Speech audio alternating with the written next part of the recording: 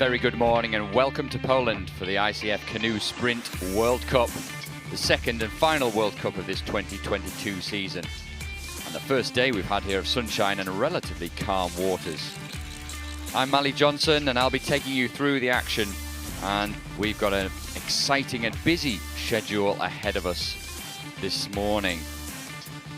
11 finals, including 5 Olympic events and a few Olympic champions in action today for the final day of the 2022 World Cup. Well, it's been difficult here in Poznan. It's a beautiful morning this morning. There you can see the toboggan course, very popular place, the Malta Regatta course, with many activities for the public to take part in, including a zoo and a ski slope. But we'll be focusing on the sprint canoe action. Weather conditions, as you can see there, it's not warm. Thankfully, there's much less wind than there has been over the last few days. There's a great deal of work gone into changing the program, and we've put a lot of races in today because we had such difficulty with the weather yesterday, and we'll bring you a little bit more information in that very shortly. There's the information on the course. Gets as wide as 460 meters at certain points, this Malta Lake, and that width has allowed the wind to really blow up, particularly yesterday. There's a schedule we have. We'll start with the C2 men over 500 meters, and we'll be going right the way through between K4s, C2s, C1s and C4s. Now here's Martin Marinov, ICF Canoe Sprint Technical Manager, to take us through why we've changed the program.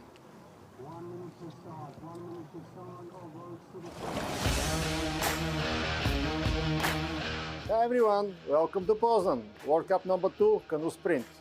For the last 2 days we had massive wind, huge waves, and it was really unsafe for our athletes to pedal. A lot of boats sank or capsized, so we had to postpone the competition. We regret our decision, but that was for safety for our athletes. Now we have safe conditions and we can go ahead with the finals.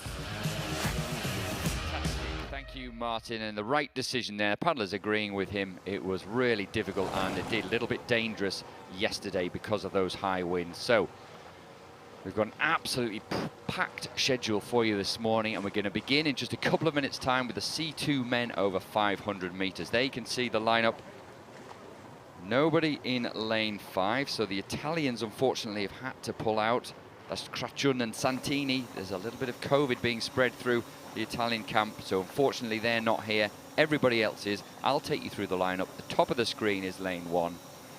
Bottom of your screen, lane 9. So Canadians Spence and Himmelman are in lane 1.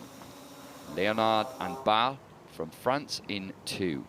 Vergeles and Rybachuk from Ukraine in 3. Zostautas and Korobov from Lithuania in 4. No Italy in 5. Brendel and Hecker, watch for them, winners last weekend in Racice. They go in lane 6. In 7 is Kitevski and Slavinsky from Poland. 8 is Fontan and Grana from Spain. 9, Cordova and Alvarez from Cuba. We are underway with the C2 men 500 meter final, the first race of the final day of this Canoe Sprint World Cup. And away to a fantastic start is the Spanish team. You can see towards the bottom of your picture there. Germans, of course. There he is, Sebastian Brendel. 3 Olympic gold medals to his name. And a bronze. And, of course, winner in this event last weekend in Racice. Okay, so in fact, Germans going well at the moment, but only 500 meters now. Brendel prefers the 1,000 meters, the longer distance, and this will only be fought over half that distance, and it's only just over a minute and a half for this. So first to the splits. We can see Spain going well there, but right next to Spain are Kitevski and Slavinsky, a new pairing for Poland, and on home water in front of their home crowd, just building their race here as we approach the business end now. The last 20 seconds or so to go, and the Spanish crew, you can see from their faces, having to work extremely hard to keep pace with the Poles to their left. We've got the Germans beginning to look ominous now. Watch out for Brendel and Hecker. They'll have a quick finish, no doubt. They're beginning to move through, but still with a commanding lead now. Kitevski and Slavinsky, looks like they're going to take it. It'll be on the lunge for the line. And then 3 from the top of your picture. That is Ukraine and indeed Lithuania in there.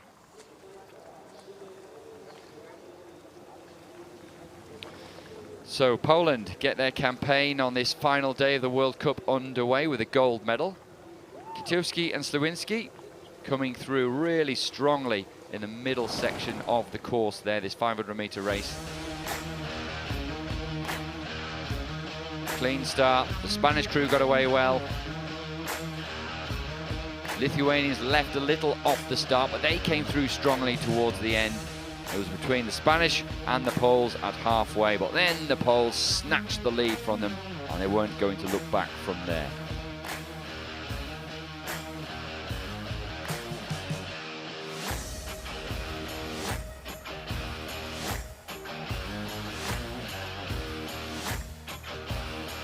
Well, we've got some great slow motion shots there in the sunshine here on the Malta Lake, and we'll just see that lunge for the line. Poles in lane 7 taking the gold medal. Just at the top of your picture, battle for the silver. Ukraine just getting the better of Lithuania there.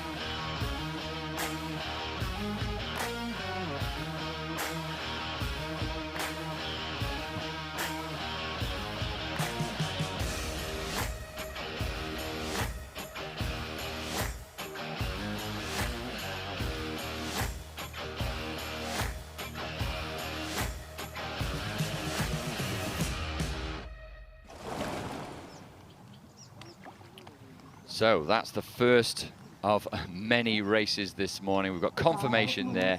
Kwiatkowski and Slawinski taking first place. Vergeles and Rybachok from Ukraine in second. Zostautas and Korobov from Lithuania in third.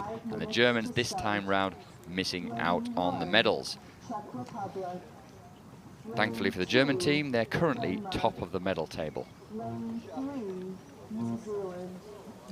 Lane 4, Poland. So we will head back up to the start of the 500 meters very shortly for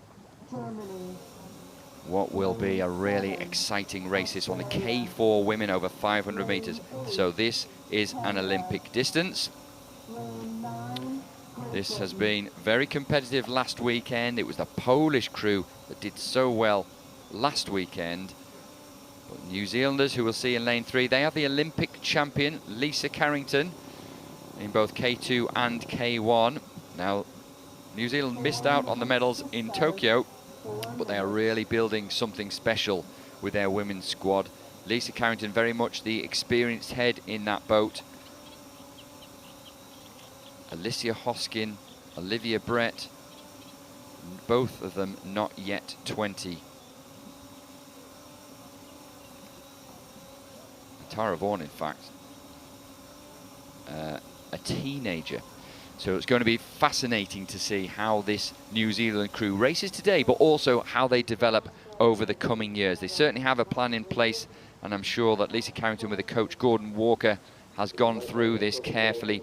She did consider hanging up her paddles and retiring, but she decided there's plenty more racing in her yet, and she really wants to help these young paddlers develop. And New Zealand really looking to move on towards Paris and the next Olympic cycle beyond that in both the women and the men. They have a number of young and developing paddlers, a great setup.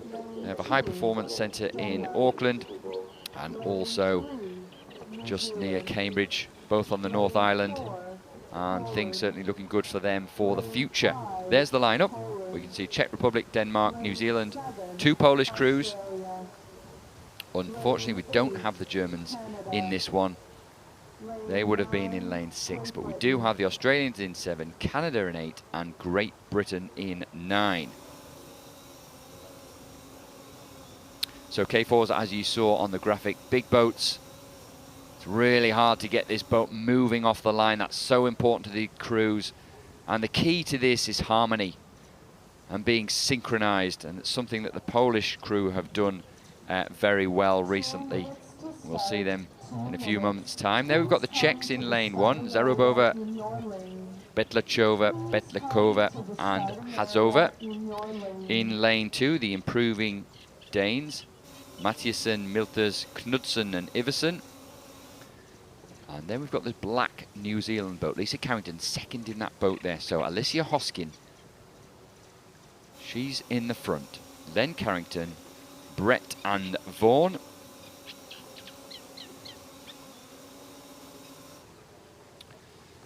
Now, we might call this the second Polish crew, but they might have something to say about that. We'll wait and see. Klat, Ostrowska, Krajewska and Wisniewska. And Wisniewska, well, she was in the Tokyo K4 that won the bronze medal.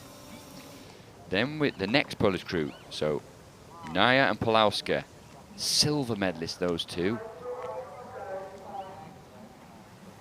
In Tokyo, describe themselves as almost like sisters. They get along so well, and that's very, very important for these crew boats. There they are, Naya and Pulowska. Kakol, young addition to this boat, is in position 3, and then Puto at the back. So no Germans, as I said. Lane 7 is the Australians. Ella Beer, Alyssa Bull, Alexandra Clark and Yale Steinprice, and watch out for them. Alyssa Bull was magnificent last weekend in the K1000 metres, winning that by a long way. Then we've got lane 8. Langlois, Davison, Melanson and Becerra. 8th last weekend in the Czech Republic. And then Deborah Russell, Deborah Kerr, I should say. Emma Russell, Emily Lewis and Rebby Simon. Great Britain, very impressive in the heats. Almost qualified straight through to the final. And this really new setup, though Deborah Kerr and Emma Russell, of course, just missing out on the medals in the K2 at the World Championships in Copenhagen. We're underway. Women's K4 500-metre final now. Watch for the New Zealanders. 3 from the right of your picture in the black boat. No doubt they will get away to a good and strong start, and indeed they do. And you can see from that drone shot there, the synchronicity working well. But of course, right in the center of the course, the fastest qualifiers. In picture there, we just saw the Polish boat. Naya, Pulowska, Kakol and Puto. Really, really strong. They have a good rhythm in the Polish crew. The Polish camp very positive at the moment, and delighted to be racing once again on their home water. And it's the Polish crew from lane 5 who have the lead, just have the edge over the New Zealanders. Now, New Zealand faded a little bit last weekend, faded a little bit in Tokyo, but I'm sure they're looking to improve with every race and every outing. But it's the Australians now that are putting the Polish crew under pressure. Beginning to pile it on now. And there we can see that's the second Polish crew, but it is the first Polish crew, their top crew, that's leading the way as the minute as they about to break into the red boys. The final 100 metres of this K4 500-metre race. Look at that, all working as one in perfect unison. The angle's all right, the pressure on the blade. The stroke is crisp. They have a commanding lead. New Zealand coming strong towards the finish, but nobody's going to take this away from Poland. In fact, in the end, it looked like Poles took gold and bronze, although a fight with the Australians for bronze, and a very pleasing result for the New Zealanders to take silver. But the Polish crew there looked fantastic, as we saw, perfect synchronicity, a boat working in harmony. It really feels good when that happens. Everybody driving the legs, the arms, the core, all at the same time. The pressure going into the stroke perfectly in unison, and that's what makes a K4 run so well. They were the winners last weekend in Poland, in Racice, I should say, and now they're in Poland on home water. They've been looking forward to this one. In fact, Karolina Naya in the front of that boat. There's a huge billboard of her on an office building in the center of Poznan. She really is very well known in these parts, and rightly so, doing a great job of leading her team. Good margin ahead of the New Zealanders, who put in a good race to finish strongly that time round to take the silver medal, and it looked like the Polish crew picking up a bronze as well, though it was close between them and the Australians. There's Karolina Naya and Anna Pulowska. What a pairing these two are. Picking up gold medals in every World Cup this season. silvers and bronze at the Olympic Games in Tokyo. Big margin over the rest of the field in this 500 meters. New Zealand coming through to take second. And Poland taking third. And there's the shot. Look at that. Right over the line. Even when they're tired, they keep it together perfectly.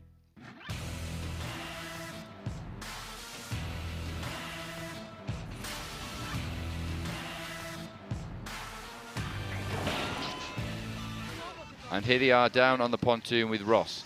Well, another great race for these girls. 2 weeks, 2 wins. Fantastic. Well done. Congratulations. Yeah, it was a good start for us the season. And we are super happy of these races. So we are starting to another race. And how good was it to race in front of the home crowd here in Poland with the family here all watching? We are very proud of Poznan and Malta that the weather is good today. And we are super happy because our family are here and support us. Oh, it's been a good start. 2 races, 2 gold medals for Poland. What a fantastic day. Thank you. Thank you. Well, he's right, and Anna Palowska, always great in the interviews, but you just get a sense and an impression there that the mood is good within the Polish camp at the minute. In that K4, on 1:31, that's a decent time from them. Well, they're really going places. New Zealand in second place, the second Polish crew in third, just ahead of the Australians in fourth, and Great Britain, good to see them taking a 5th place. Solid result from them, I'm sure. Kristina Medvedchikova, their coach, will be happy with that. So we then move up back to the start of the 500 meters for the C2 women. This an Olympic discipline. It was the Chinese winning in Tokyo. The popular Ukrainians Lutzan and Chetverikova, they were second.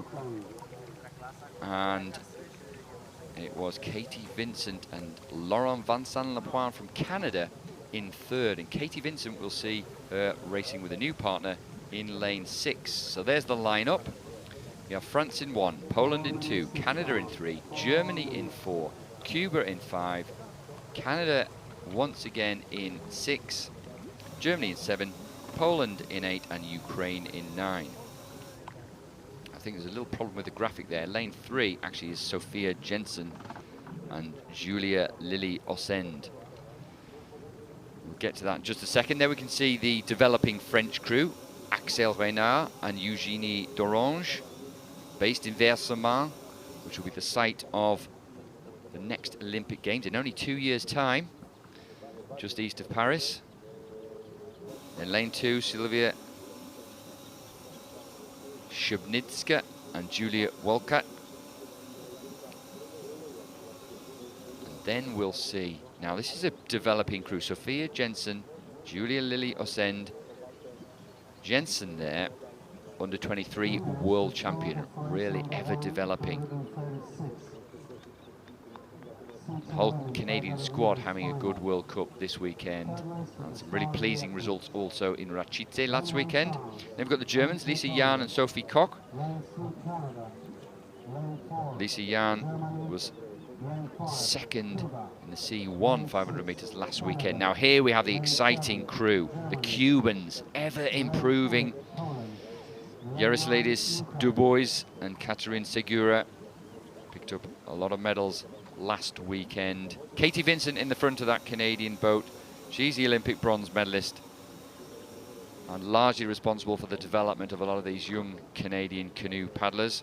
She's along with Sloane Mackenzie. Then the second German crew of Isabel Zanin and Annika Lusk. Katarina Spurskiewicz and Alexandra Jakiewicz. Polish crew who were 8th last weekend. They'll look to do better than that this time round on home water. And Yulia Kolensk and Tetiana Smilyovenko from the Ukraine go in 9. Now, you might have expected to see Ludmila Lutzan and Anastasia Chetverikova We will see Chetverikova a little bit later on, but not in this event. Now, it was the Cubans who really performed so excitingly last weekend. Very, very young crew, these Cubans, just 20 years old. Du Bois was winner in the C1 200. They were second in this event, C2 500 last weekend, and they won the C2 200. So they're in great form, really exciting, really powerful. Expect them to leap out of the blocks.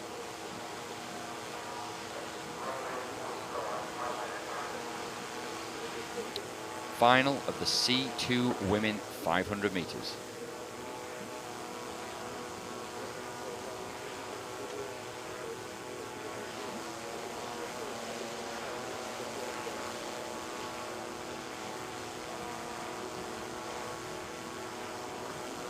Nervous moments right now. Not quite sure why the starters holding them for so long, making it very difficult for these canoe paddlers, but not difficult at all for those in picture there. The Cubans, fantastically strong over that first stroke. There'll be a contrast between them and the Canadians in lane 6 next to them. Katie Vincent, such a smooth and efficient paddler, and the Cubans, powerful and dynamic.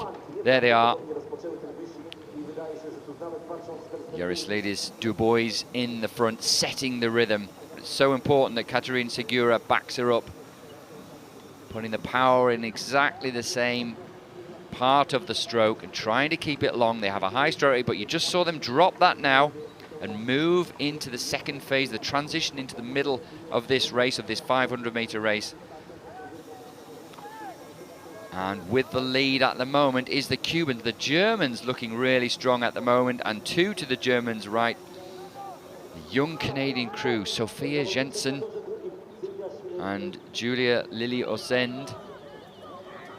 A name to watch for the future, definitely, both of those paddlers. Having a great season, and they'll be really looking forward to the World Championships on their home water in Halifax, Nova Scotia, coming up at the beginning of August, and hoping perhaps to claim their spot for their country, and maybe just in this particular race. The Polish crew there in lane 2 are really moving up on the Cubans, and the Cubans now have something to do. We've 100 meters to go, and it's the Polish that take the lead. They've seen the gold and bronze medal winners in the women's K4. They fancy a little bit of that themselves. They've set the lead, but things may be beginning to change. Time and strokes are running out now for the Cubans. They really have to put the pressure onto the Poles in lane 2. It's going to be who can hold it together best. Cuba just managed to get their nose ahead of the Poles. And I think it was Germany there in 3rd place. Well, whatever happens with these two Cubans, it's an exciting race. You can guarantee it. They blasted out of the blocks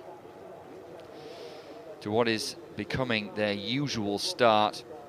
Just settled. You saw the transition, the stroke rate drop, trying to keep it long in the middle. Almost gave away too much early on, but came back strongly towards the end. And you can see there, the white boat in the middle of your picture, they jumped away to the best of the starts. There they are. And there's still so much more to come from these young, tall and athletic Cubans.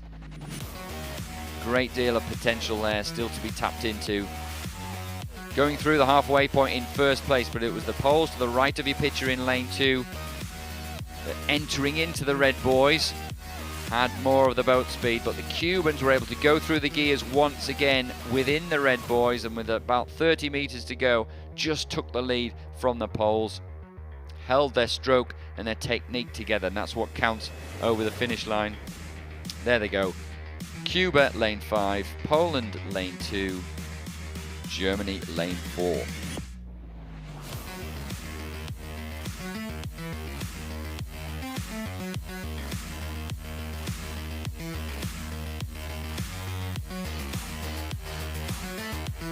And there's the lunge for the line. They shoot the bow over the line. And as long as they're still in the boat as they cross the line, that will count. Cubans do that well. They time it right. Didn't need to this time round. They had enough of a lead. good practice nonetheless, and hopefully very shortly we'll see them. They're just circling around on the pontoon, as is Ross down there like a vulture waiting to pounce, and he'll get an interview with them shortly. We'll confirm the results. Du Bois and Segura just under the 2-minute mark for the Cubans in first place. Speshkevich and Jakevich, Polish crew, in second, and Zanin and Lusk, the Germans, in third. And just ahead, in fact, it was the Canadian crew, I think, of Jensen and Lily Osend, who got the better of Katie Vincent and Sloane Mackenzie. But we'll clear that up for you very shortly. And we should see the two Cubans down with Ross on the pontoon very shortly.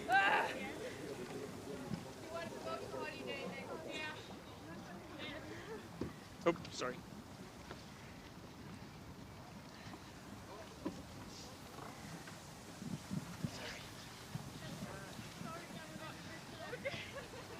Wow, that was close. A bit too close. Thank you.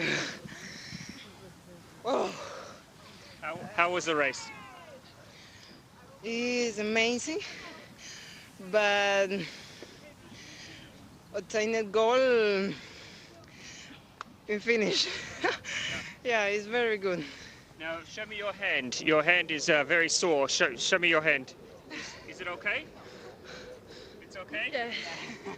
It was very sore in the semi-finals, but now it seems that it didn't affect your race today. You were strong still? Yeah, it's very strong. She is strong. Yeah, I know. Now, in Spanish, you can say, how was it for you? You can talk in Spanish. Para mí es muy emocionante porque al final de la regata casi pensé que íbamos a perder, pero no. Y ya al final le dije vamos y subimos y bueno, ganamos. Pero estoy muy feliz, muy contenta, gracias a Dios. Y bueno, esto va dedicado especialmente a mi pueblo querido de Cuba, que siempre está apoyándonos. A mis compañeros, al colectivo de entrenadores que han estado apoyándonos todo este tiempo. Y en especial a toda mi familia. Okay, congratulations, well done. Thank you. Well, great result for those fantastic, exciting young Cubans. And Du Bois there, a problem with her hand, but didn't let it bother her. They came through strongly towards the end, ahead of Poland, Germany in third, and in fact, it was the Canadian crew of Vincent and Mackenzie who took the 4th place ahead of their teammates. And that could be important for selection for the Canadians. Well, we will have a medal ceremony shortly, and a little bit of a clip on sprint canoe technique featuring former Olympic silver medalist Maxime Beaumont after that. So a little break from the racing, and then after that, stay with us because we'll have the K4 men's race, which should be fantastic. We certainly saw that last weekend with the Spanish really looking resplendent, the Olympic champions. Sorry, I should say the Spanish looking resplendent against the Olympic champions, the Germans, who didn't look quite so good. So Germans will be looking to improve on that. We're looking forward to the medal ceremony for the C2 men over 500 meters.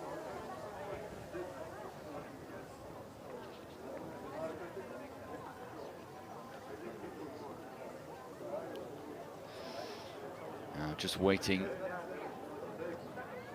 Now it's quite a trick for the officials to manage to gather the paddlers at the right time for their medal ceremony, because often they're rehydrating, they're refueling, they're doing a warm down, and they have to get everyone together for the medal ceremony. The presentation will be Irenas Prochasic, who has been a fantastic president of this organising committee, done a great job in very, very difficult circumstances given the weather, the wind and the rain that we've had, and the fact we had to postpone most of yesterday's racing. We've packed it into today's schedule. Gives us a fantastic day of canoe sprint racing today, but it was difficult for the officials and for the paddlers yesterday.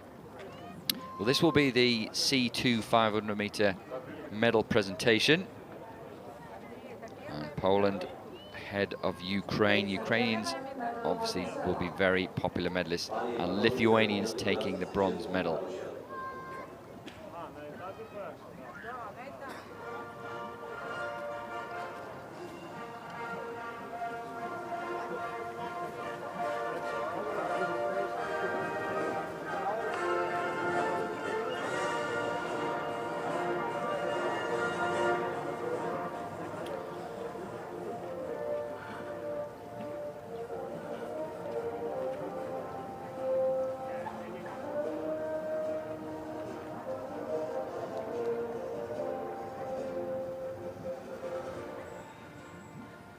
ICF Canoe Sprint and Paracanoe World Cup Poznan Malta 2022 medal awarding ceremony, winners of C2 men 500 meters.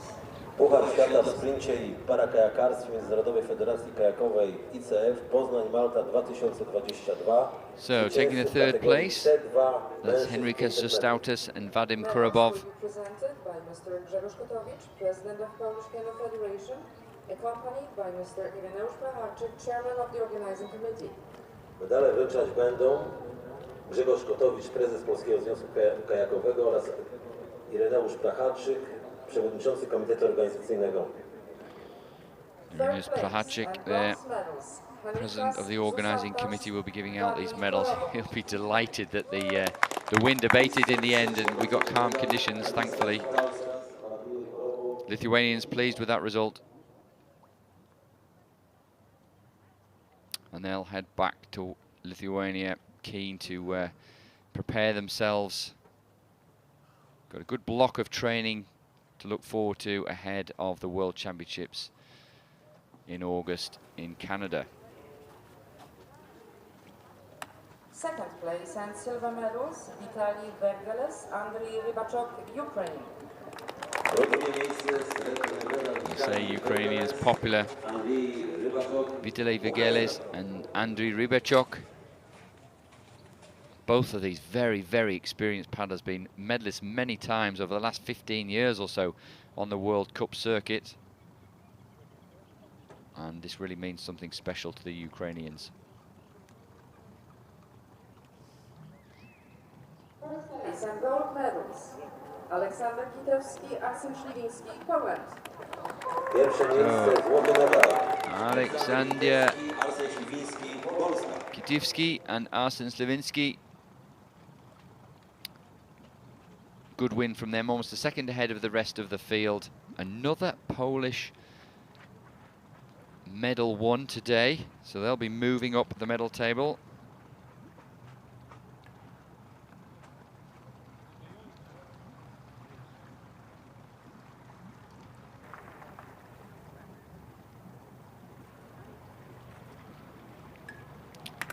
Going on the pontoon. Normally we have Thank you and congratulations.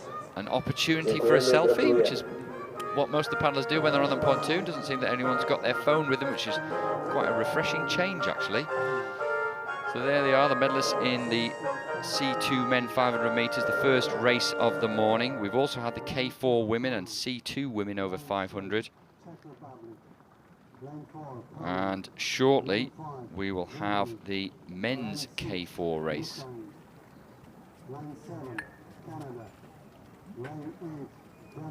That's in about 6 minutes' time.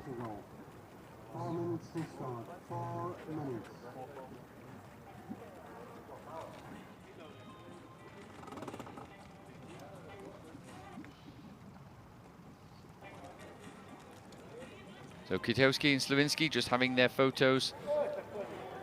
They're popular paddlers in Poland, particularly in Poznan. As I said, most of the people know about Poznan. They know about the Malta Lake here. A lot of people spend their weekends down here. It is a fantastic venue, not only for canoeing, but for other water sports. But they've built a brand new swimming pool over the right-hand side of your picture, where the crane is there. Big 50-meter pool with slides. They've got on the other side, they've got a ski slope and a summer toboggan run. Great venue for cycling, running around the lake. And we're going to find out from Max Beaumont a little bit more about technique. And he is the Olympic silver medalist from Rio, so Max in Beaumont knows what he's talking about. Bonjour, je m'appelle Maxime Beaumont, je suis kayakiste français, vice-champion olympique à Rio en 2016 sur le monoplace 200 mètres. Et je vais vous présenter aujourd'hui quelques petits conseils pour pouvoir améliorer votre technique. How to improve your technique. Now, often beginners use their arms, and this is the wrong way of doing it. They mostly pull and push with their upper arms. It's not very efficient.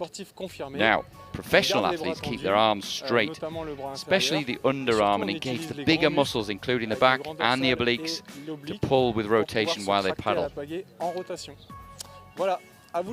There you go. Now it's your turn.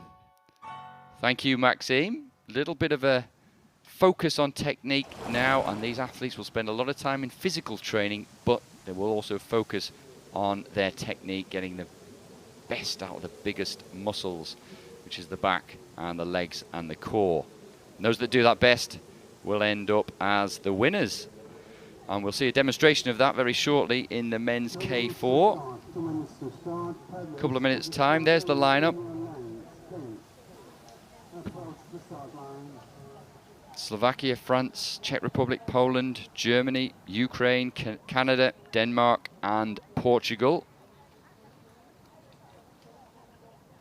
Balaz, Zelka, Misak and Dorna in the Slovakian crew.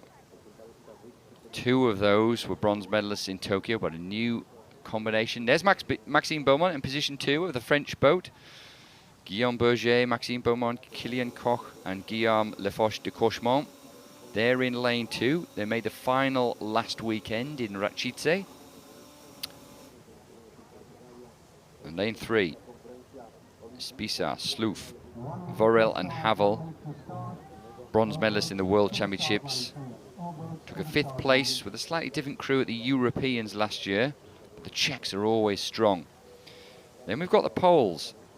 Been on the podium a great deal, the Polish paddlers recently, both in men and women. Stepan Grabowski, Witschak and Werkwert in lane 4. Now, here are the Germans.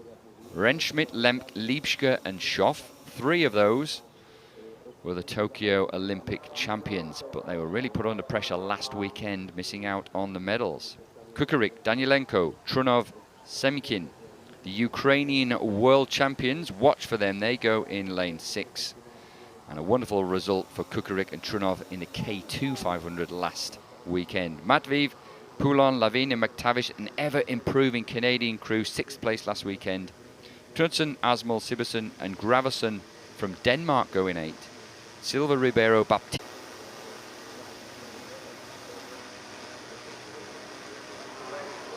The final of the men's K4 500 meters is underway in a flurry of paddle strokes.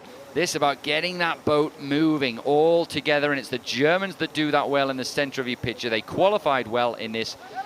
They were disappointed with the performance last weekend in the Czech Republic. They're not used to being out of the medals, and they want to put the other crews under pressure. 500 meters, less than a minute and 20.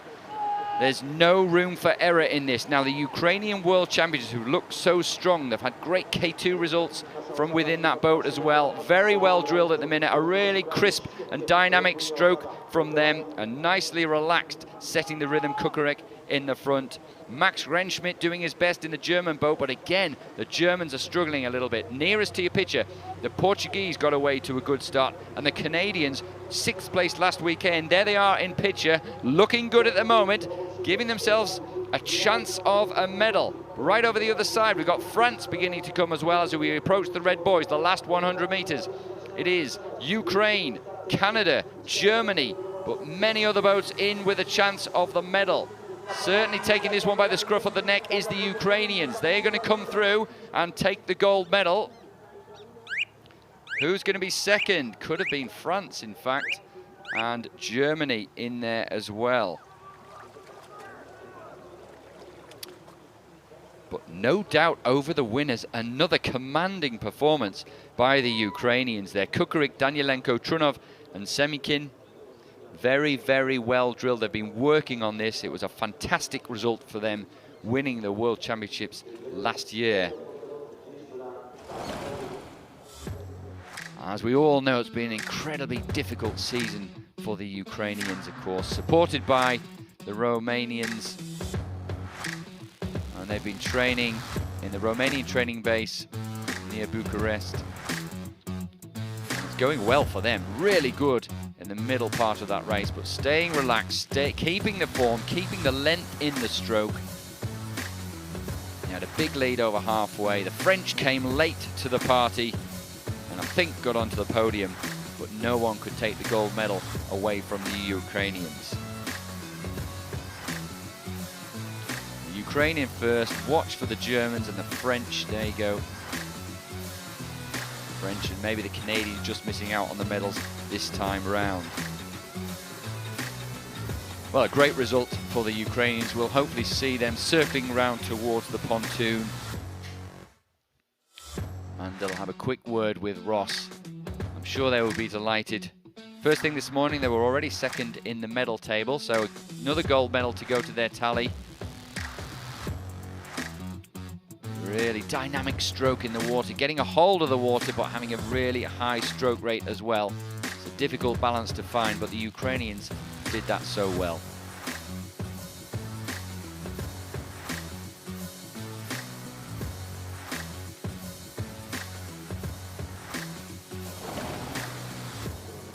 And here they are down on the pontoon with Ross.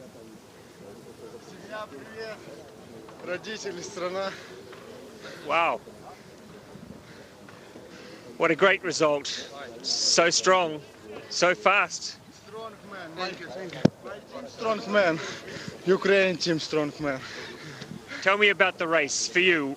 Why is this so important for you today to win? Yeah, it's very important for us and for our country. It's win for Ukraine. It's so difficult in Ukraine at the moment. You have 4 strong men here. Is it make you stronger having so much to paddle for, so much important stuff to do? Yeah. Давай українською, брат, давай українською. Давай. Хлопці. Хочемо присвятити цю перемогу нашій країні, хлопцям, які зараз на фронті. Ми знаємо, що їм дуже важко, але можливо це якось трошки додасть їм настрою. І хочу передати привіт своєму другу Михайлу, який зараз сражається за нашу країну. Дякую. Слава Україні! Можна я скажу? Congratulations, well done. Well, a show of solidarity amongst the Ukrainians there, and that's amongst all the canoeing community. Very, very supportive of the Ukrainians. They took the silver medal last weekend, gold medal this time round, and very popular winners. Germany took second, so better performance from them, and then France will be pleased with that. They've had some changes in the coaching setup there, but they take the 3rd place.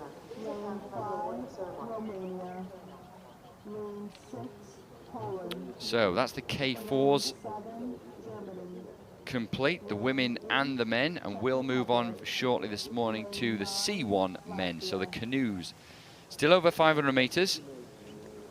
We'll be shortening the distance to the K2 women 200 after this race, but for now we're still at 500. So this event currently not an Olympic event. It's the C1 men 1,000 meters that is Olympic, but this will be competitive nonetheless. You can see the lineup there: Canada, Ukraine, Poland, Czech Republic. Watch for Martin Fuchser. Commanding performance from him last weekend. Romania, Poland, Germany, Czech Republic again, and Latvia. So Andrew Billard, another young Canadian, delighted to make it through to the final here. First time for him in a final in the C1 in the World Cup. Looking to just take it all in and learn from this experience and give himself the best possible chance to make it through to the Canadian team for their home World Championships. Next to him will be Pavlo Altikov, again from the Ukraine, who's been a real spokesman, in fact, for the Ukrainian team and the Ukrainian country over the last few weeks and months. So paddlers approaching the start, just a few minutes until they start their race. World best time is actually from Martin Fuchser, who I'm delighted to say we will see in this race. And this his preferred distance. There he is, Pavlo Altikov.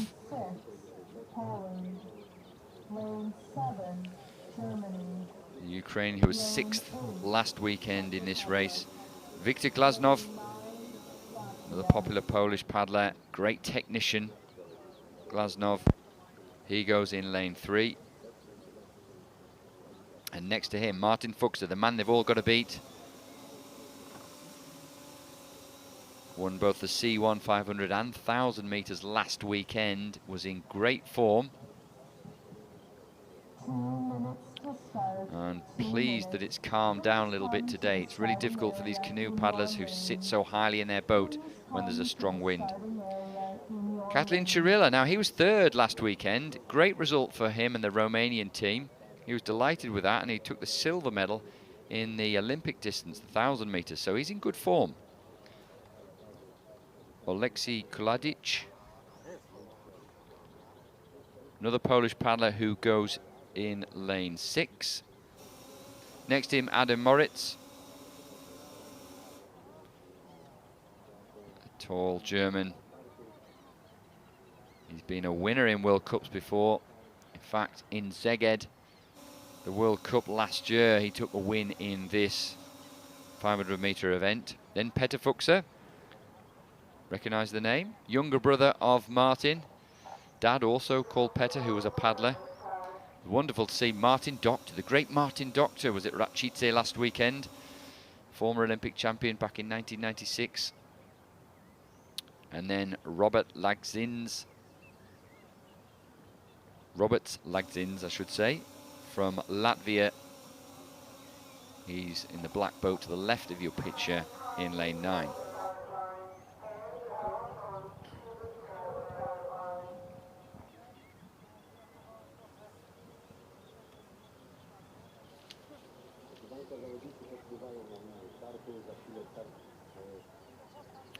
So some of these paddlers will be taking part in the C1 1,000 meters, which will be in our second session this morning, around about 11:30 local time.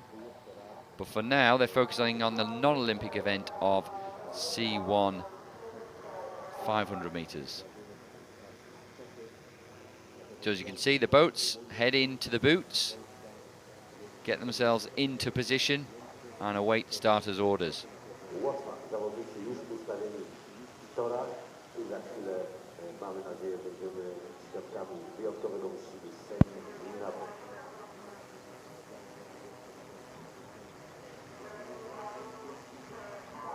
Final of the men's C1 500 meters, and it's a false start. Difficult to see who that was. Somebody pushed too early on the boots.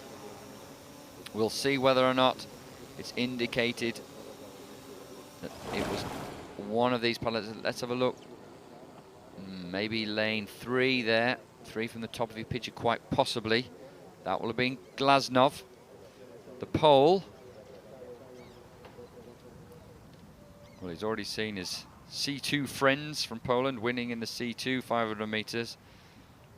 He'll have seen the women win the K4 500 meters. He'll have seen the women take the silver in the C2 500. In fact, it's only the K4 men that the Poles haven't medalled today. So perhaps he's just getting a little bit jumpy. He wants a bit of the action as well, wants to get himself on the podium, and perhaps just a little bit too enthusiastic starting there, Viktor Glasnov. So what happens now is the paddlers will circle round, they'll take their time. There's Martin Fuchser. Always this was his favoured distance, the 500 metres. He's really working hard on developing his 1,000 metres. He's had some great races against Sebastian Brendel and of course Ezequias dos Santos, the Olympic champion from Brazil.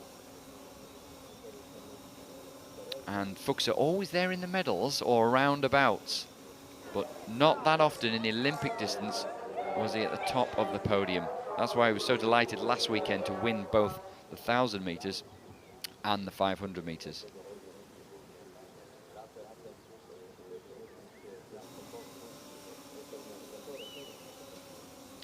Fuchser is the silver medalist in the Olympic discipline at the World Championships, but missed out on the medals in Tokyo, taking a 5th place. There's Cirilă, the bronze medalist last weekend. Experienced paddler, Cătălin Cirilă, so this won't faze him.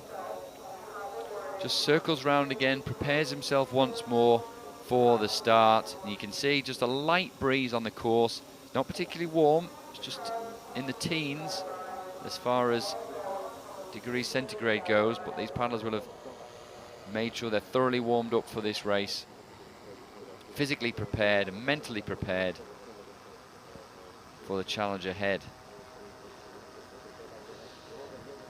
So Canada at the top of your picture in 1, Ukraine in 2, Poland in 3, Czech Republic in 4, Romania in 5, Poland in 6, Germany in 7, Czech Republic in 8, Latvia in 9. Martin Fuchser there, you can see, just preparing himself, and we're ready to go.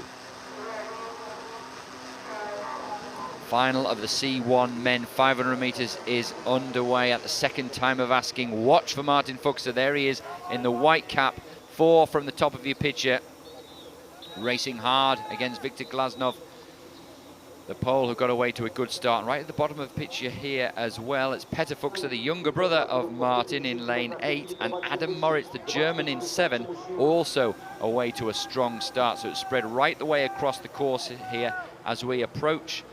We're getting close to the halfway point. The transition phase is now where the paddlers just lengthen the stroke, look to keep their rhythm with the focus completely on what they're doing, not worrying too much about their competitors.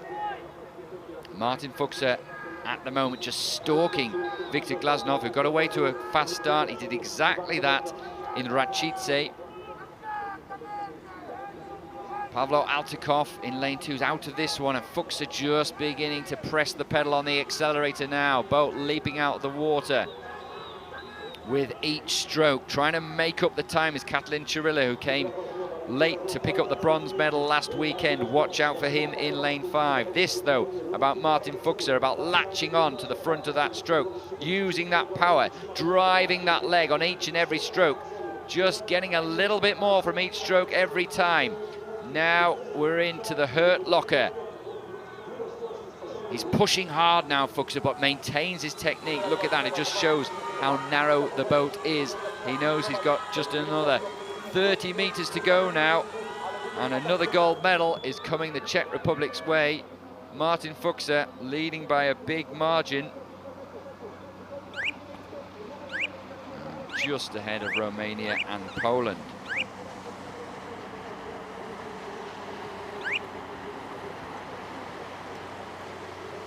So Martin Fuchser continues his fantastic form. Great results for him last weekend in very different conditions, the cool, calm waters of the Labe Arena in the Czech Republic on home water. Well, he's managed to qualify through very windy conditions here in Poznan and dominated that race. Put under pressure early on from Viktor Glaznov in lane 3, but Fuchser spending his energy right through the race, just putting on the afterburners in the last 100 meters or so to make sure of that one. Katlin Chirilla, well, he had a bit of work to do from the start, did the Romanian, but he came through so strongly. The superb second half of this 500 meter race to take the silver medal. And Glaznov, who worked so hard early on, managed to hold on for the bronze medal. Martin Fuchser having a quick look round to his right there just to check. But he had a big margin over the rest of the field, as you'll see here. A boat length between him and Katlin Chirilla in second. And the fight for bronze between the two poles, but it was Viktor Glaznov who takes that third place.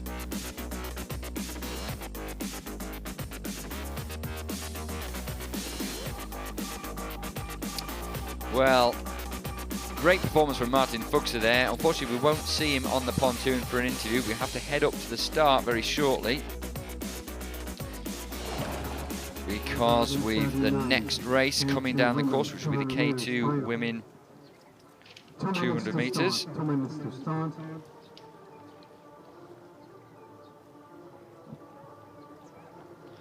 So there's the results, confirmation of that. Martin Fuchser, 1:47. That's a good time from him there. Katlin Chirilla from Romania in second.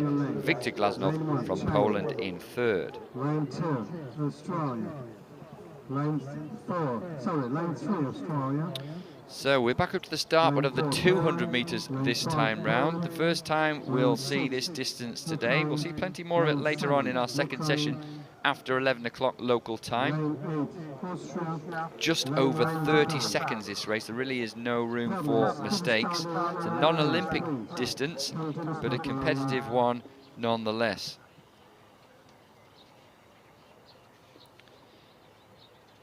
No lane 2, we've got no fronts, so no French team in lane 2. But we do have China, Australia, 2 Polish crews, 2 Ukrainian crews, an Austrian crew, and a crew from Japan.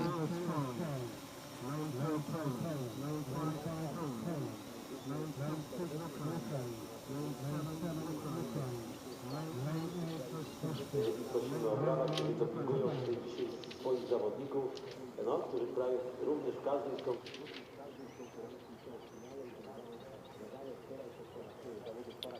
So we'll just take you through the lineup. We've just jumped to lane 4. They've had China in lane 1, Kian and Sumin. Then we've got Australia in 3, Ella Beer and Yale Stein-Price. Martina Klatt and Sandra Ostrowska from Poland in 4, and also from Poland, Dominika Puto and Katarzyna Klodziecki in lane 5. Diana Tanko, Natalia Dokienko from Ukraine in 6. Their teammates, Anastasia Holova and Ludmila Kuklinskova in 7. Anna Lahachi, Victoria Schwartz, experienced Austrian crew in 8. And Yuri Urada and Asumi Omura from Japan in 9. Final of the K2 women 200 metres is not quite underway. Another false start that time round. We saw a false start in the C1 men 500 metres just a few minutes earlier. Let's just get a quick look at that. Maybe lane 4 or lane 5. Just like the previous race. In fact, that's the 2 Polish crews. Maybe they know something the other paddlers don't. Poland already been on the podium many times today. Viktor Glasnov in the previous race, he was responsible for the false start in the men's C1. Still came away with a bronze medal. And maybe the 2 Polish crews next to each other, lanes 4 and 5. It's always a difficult one when you have 2 crews from the same country in a race. In fact, it was the Australians. It's the Australians who false started. Sort of wry smile on Ella Beer's face there. Well, they'll go round, they'll prepare again. Put that out of their mind and focus on the start once again. Ladies, come to the start line, please. So back to the start line for the final of the women's K2 200 metres.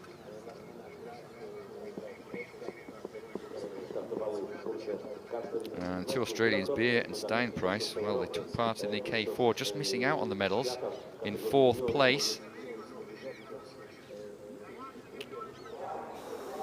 Just about half an hour ago. So giving themselves a little bit more time to recover, perhaps. So they're lining up now. There they are. Well, they've got smiles on their faces. They can see the funny side, and that's important. So we'll just line up again. The final of the women's K2 200 metres. China in 1, Australia in 3, Poland in 4 and 5, Ukraine in 6 and 7, Austria in 8, Japan in 9.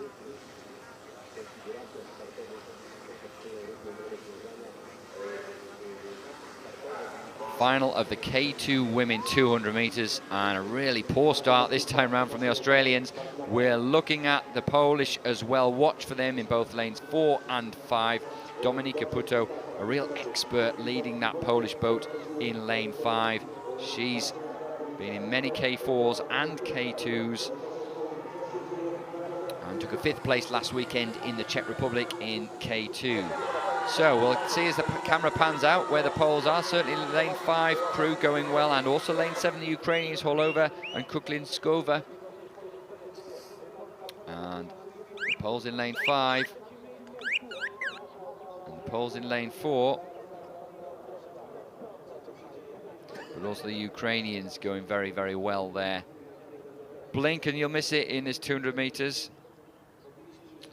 It's a non-Olympic event, but still incredibly competitive. So we can see the Polish crew in lane 5 taking the win there. Dominika Puto, who's been in the K2, 500 and the K4, teaming up this time with Katarina Kolodziejczyk. And picking up another gold medal for Poland. So a good start from them. It was probably the Ukrainians maybe at the edge early on, although it was very, very close. Puto and Kolodziejczyk keeping the focus, driving that boat together, the boat surging with the leg drive on every stroke. That's what really counts. And a good margin from them.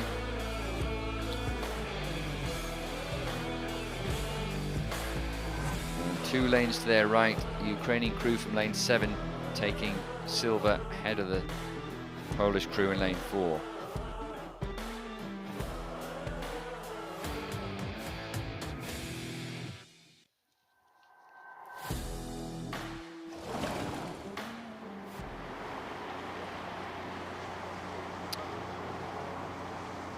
Hopefully they're down on the pontoon with Ross.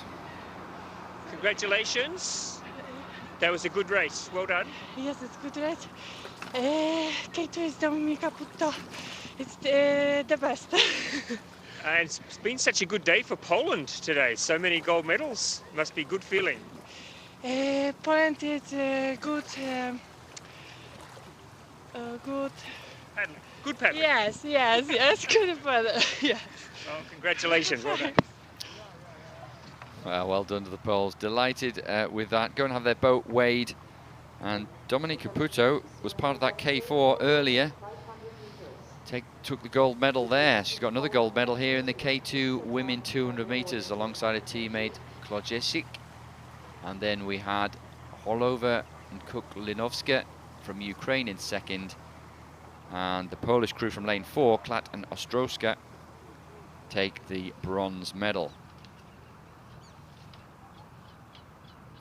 So as Ross said, a really fantastic event for Poland.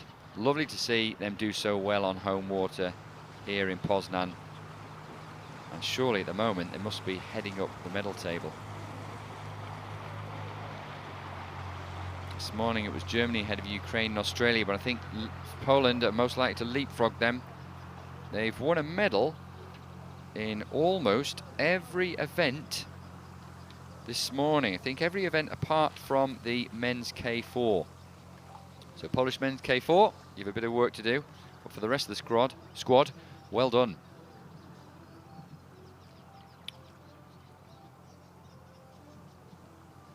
Well, we'll shortly look forward to the award ceremony for the women's K4 event. And then we've got a couple of more races to bring you before the next award ceremony. We'll have the C4 women coming up shortly and the K1 men. C4 will be over 500 meters, the non-Olympic event, and then the Olympic event of the K1 men. And for many people, the blue ribbon event, that will be coming up in about 15 minutes time. So we'll be looking at the podium shortly for the K4 women. The Ukrainian K4 paddlers there, looking very happy. It's been a good World Cup for the Ukrainians. Picked up a number of medals across boats, do particularly well, the Ukrainians, in the canoe. We've got Ludmila Lutzan and Anastasia Chetverikova, the Olympic medalists, really leading the way, but they have other paddlers who are following in their footsteps as well. And of course, the Ukrainians have a fantastic men's K4. We'll see that medal ceremony fairly shortly as well. They were the winners here in Poznan, the Ukrainians in the men's K4, getting ahead of the Germans and the French. So Malta Lake is a good venue for all sorts of activities, as you could see there, whether that be swimming or skiing in the summer, cycling, running. It's a pretty good one for canoeing as well when the wind's not too strong. And thankfully today there is a breeze out there, but it's not going to put the paddlers off too much. As we see the K4s lining up for the podium.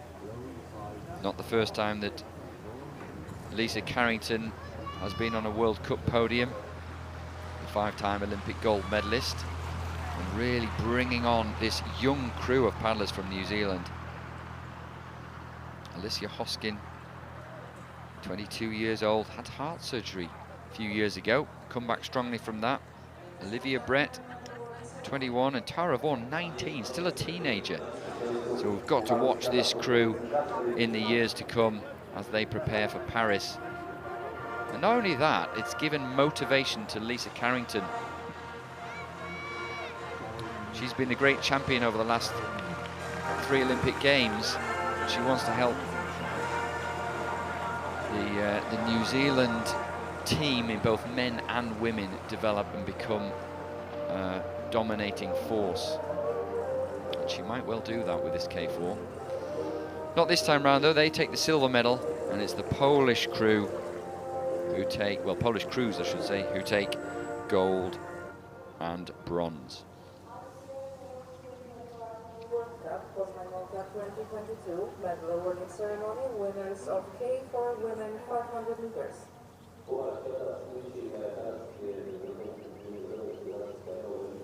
Poznań Malta 2022, zwycięzcy w konkurencji K4 pań 500 metrów. Medals will be presented by Mr. Grzegorz Kotowicz, President of Polish Canoe Federation. Here we go, Grzegorz Kotowicz, President of the Canoe Federation, will be giving out the medals. I'm sure he's incredibly proud of his team's performance so far. Many more medals to come, and quite possibly for Poland.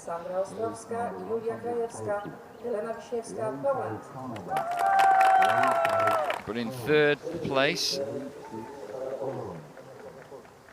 there we have the Polish crew of Martina Klat, Sandra Ostrowska, Julia Krajowska and Helen Wisniewska.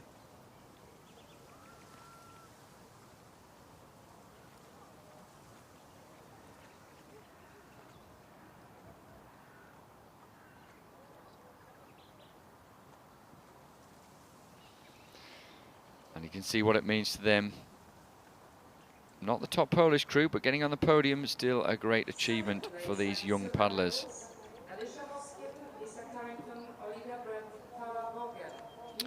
New Zealand. Now we're going to see this K4, this particular K4, this particular group of paddlers on the podium in the years to come, quite possibly. There's Lisa Carrington, multi-Olympic champion and responsible for inspiring the rest of her K4 and many other young paddlers over in New Zealand. She's just seen a real development in canoe sprint racing in New Zealand. Was dominated in the 1980s, of course, by the likes of Ian Ferguson and Paul McDonald on the men's side, but now Lisa is hoping to see dominance from the New Zealand women. And then the crew, that's such a tightly knit crew, describe themselves like sisters. They've got someone with them on the podium. It is very much a family affair. They've got the families with them here watching as well. And you could see from the smiles on their faces just how well these paddlers get on, and that's really, really important for crew boats, for any crew boats in any sport and for any team sport, that they're enjoying themselves and enjoying that interaction with each other. And really dominated that race, almost 2 seconds ahead of the crew from New Zealand. Karolina Naja, Anna Palauska, Adriana Kakol and Dominika Puto.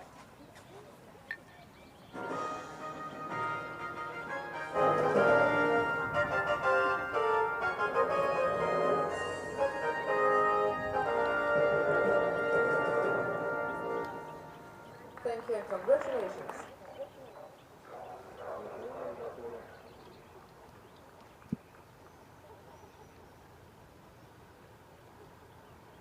Well, we've now got a couple of races for you. One over 500 meters and one over 1,000 meters. Just 3 in this one, but it's a good race to watch. C4 women, it's not Olympic. Doesn't often appear in World Cups, but it's great fun. And quite often it's an opportunity for paddlers to develop their crews, as we saw with the New Zealand women's K4. We see it here with Sophia Jensen, Sloane Mackenzie, and Katie Vincent. I'll just bring you, they've got one of the names wrong there. I'll bring you that in just a second. Yeah, they are looking to develop their crews.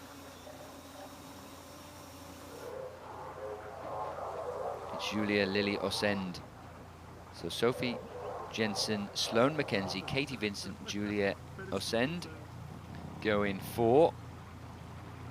Sylvia Szczesnierska, Alexandra Jakevich, Katarina Spushkevich, and Julia Walczak. Polish crew that are in lane 5, and then Amelia Braun, Justina Doronzinka, Patricia Mendelska, and Magda Stani in lane 6. There they are, so 4 in a boat, the high kneelers. It's a narrow boat, it's a difficult race, this one. And if one of the paddlers is not putting the pressure on the blade at the right point, it makes it incredibly difficult to run that boat. And that's where all sorts of things start happening. We've seen these boat capsize in a race before. Hopefully we're not going to see that this time round. Poles in lane 5 got away to the best start. Subzinska, Jakevich, Bushkevich, and Walczak. And just being put under pressure now by the slower stroking Canadians. Katie Vincent, tall figure, 3rd from the front in there, very experienced, the Olympic bronze medalist. Young Sophia Jensen in the front there, under 23 world champion. And really put Katie Vincent and Sloane Mackenzie under pressure in the C2 500 metre, the Olympic event, early this morning. And it's great to see 2 competitive crews who are racing each other earlier now working together in harmony in the C4.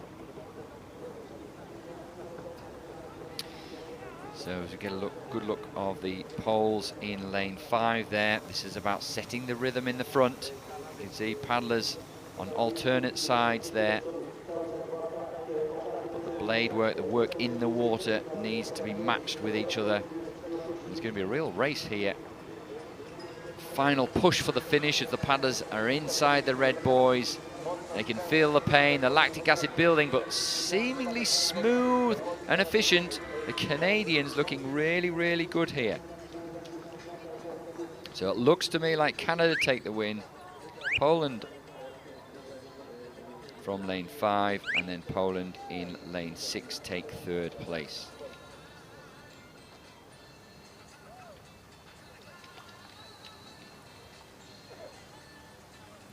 So good result from the Canadians, super smooth, very efficient, just thinking and feeling that rhythm.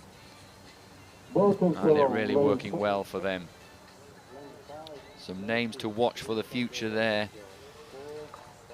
Sophia Jensen, Sloane Mackenzie, only just in their very early 20s.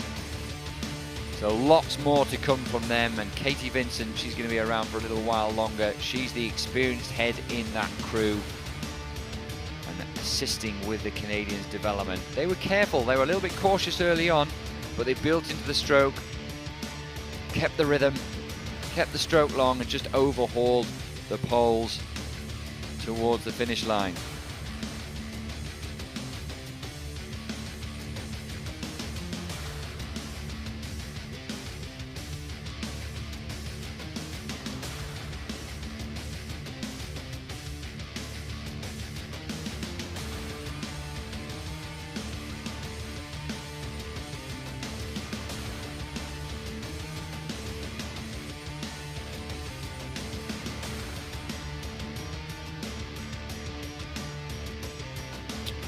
There's a picture, perfect unison, look at that. Bodies and blades working in harmony. Not an easy thing to do in these very unstable boats in that high kneeling position. But you can see what it means to them. Take the gold medal at the World Cup here in Poznan. A great result for Sophia Jensen, Sloane Mackenzie, Katie Vincent and Julia Osend.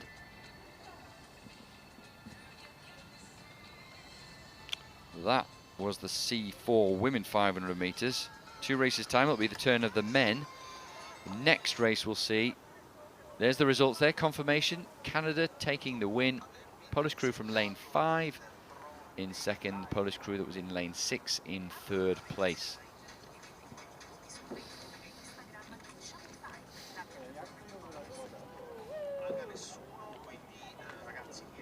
So a little wave for the crowd for the Canadians.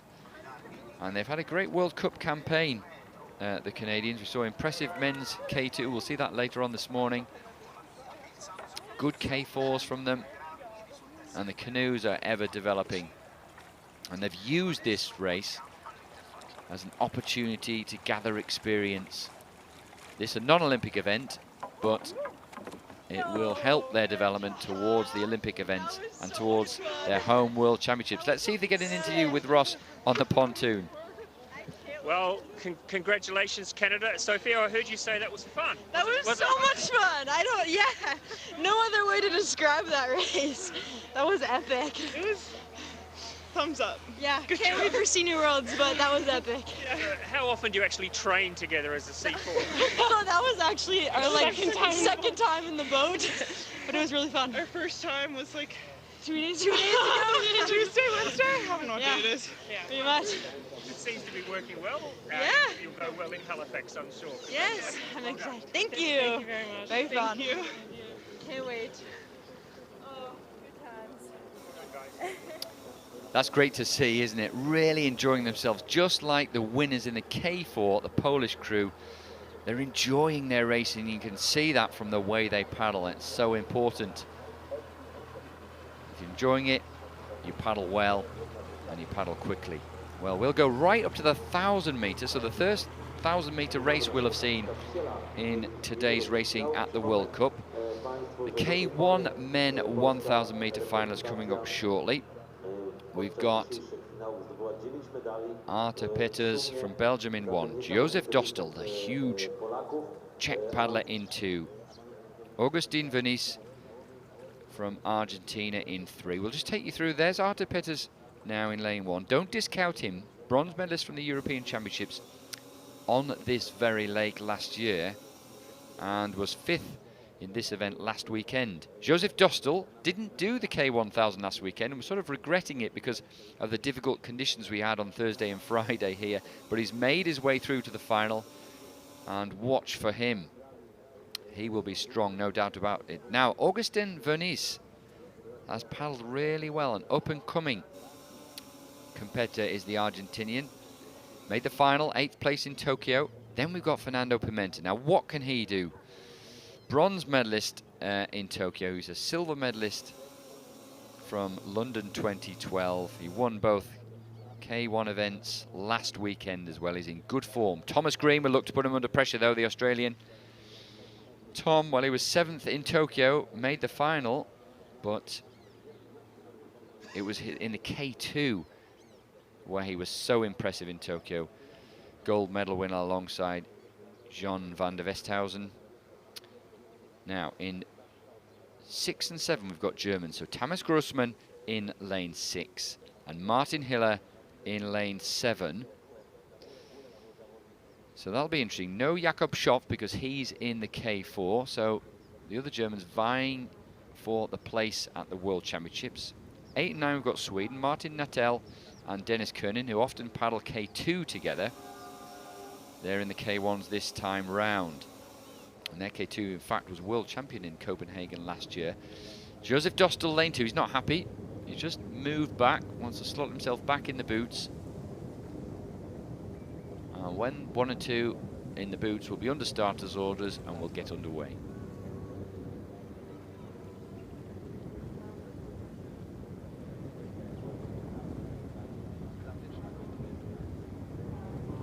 final of the men's K1 1,000 meters. We've got Dostal there. We've got to watch Dostal in lane 2, but the early running is going with the German in lane 6. Now, this is an interesting move from him. These two Germans, Thomas Grossman in 6, Martin Hiller in 7, they'll be fighting it out for either a place in the K2 or K4 over 500 meters, or this particular spot was a World Championship and Olympic event. So a chance to put a marker down. Fernando Pimenta having a clear look round to his right there. Fernando in the red hat. And this is the transition phase of the race. This is where Fernando Pimenta is often so strong. When he's won World Championships, he does it in this position. When he won last weekend in both the 500 and, sorry, the K2 and the K 1,000 meters, this is what he did. He gets himself out early. Look at that stroke. Look at the leg drive, the knees pumping hard, keeping the stroke really long but also dynamic and crisp. Blade in, latching onto the water, blade out. Really good rhythm from Pimenta, and the only issue, the challenge perhaps with going out early, is that it gives an opportunity for some of the other paddlers to pace themselves off Pimenta, and I think that's what Tom Green's doing right next to Pimenta. Lanes wise in 5, there he is in picture now. Maybe just a slightly higher stroke rate than Pimenta, but he's there or thereabouts, and we know the Australians tell us that the back end of Tom Green's race is a good one. There we can see 1:39, it's a quick time. Pimenta ahead of Green, and the Argentinian Venice, who's in 3rd at the moment. Great shot that of the echelon there. Pimenta trying to put his marker down. They look to move on in this middle section of the race, not allow the pace to drop down too much, keep the boat running smoothly. Now he's got clear water, so if he can build on this, he's got a good chance of taking this race by the scruff of the neck, stamping his authority on it, and it's unlikely anyone's going to come back at him. Now this is the section of the race where we're getting towards the final quarter, where sometimes the pace drops that little bit too much from the paddlers. They've got to maintain their momentum. Certainly Pimenta's picked up his stroke rate once again. He's looking very strong, Pimenta. There's Tom Green. See what Tom's got. We know he's good over the last section of the race. We've got 200 meters to go now. So it's just a tiny gap of clear water between Pimenta and Green has to close that gap before they get to the red buoys. A real vital part of the race. This is where the arms are filling up with lactic acid. The legs are beginning to burn. All those hours of training need to count to hold up that technique, to maintain the rhythm and feel the run on the boat. And Pimenta, maybe he's just eking out a little bit of a bigger lead. Had a sneaky look round to check that Tom Green's not coming charging up on him on his right-hand shoulder, but it looks like Pimenta's got this one in the bag. Another win for him at a World Cup. So Fernando Pimenta from Portugal comes through to take the gold medal.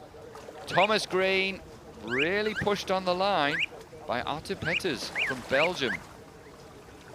So Green will take the silver, and Artur Peters said don't discount him. He came late to the party there and picked up the bronze medal, but Pimenta, another medal to go to his huge collection of Olympic, World Championship, European Championship and World Cup medals. Well, the best of the starts was from the young German Thomas Grossman, but it was Pimenta who then dominated from there on in. We can see from the shot there, leading the way. Classic Pimenta technique. Really upright, keeping the stroke long, dynamic stroke, never letting the boat settle for too long. Something he's worked on with his coach Elio Lucas over the last decade or so. Moved clubs a couple of years ago from Ponte Lima to Benfica. Great spokesman for the sport, for Portuguese canoeing. Both in technique and personality, sets a fine example for anyone wanting to progress in this sport. And Fernando Pimenta was able just to cruise over the line over the last 6 or 7 meters. There he is, commanding lead over the rest of the field. Thomas Green, the Olympic gold medalist from the K2, taking the silver. just ahead of Artur Peters from Belgium, the bronze in lane 1.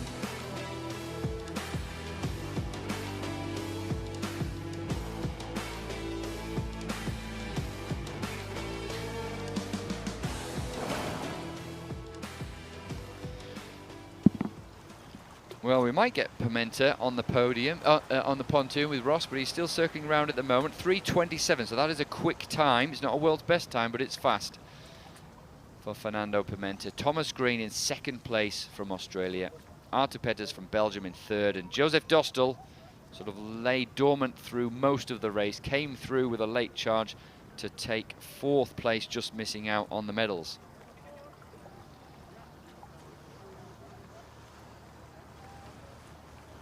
Now Fernando Pimenta just coming round to the pontoon.